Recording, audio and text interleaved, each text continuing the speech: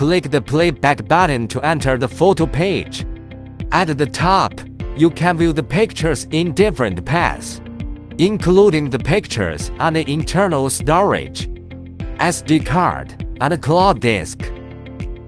Click Select at the upper right corner to conduct batch operation of the photos. The little check mark at the lower left corner means to select all.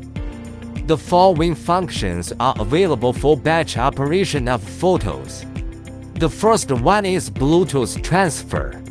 Click this Bluetooth icon to transfer photos to the mobile app. The second one is report generation. A click on PDF will bring you to the editing screen of the report, where you can edit the information in it. Besides, the template of the report can be selected. There are 3 optional templates available by clicking the little icon in the top right corner.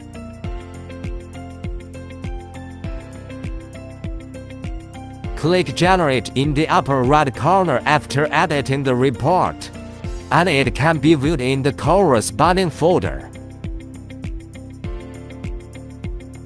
The next function is photo categorization.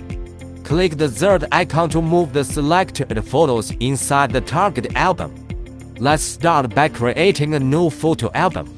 And there are 3 ways to name it: keyboard input, OCR, text scanning, and voice input. In addition to creating new albums, you can move photos to existing albums. Click this little triangle symbol to select the album you want to move to.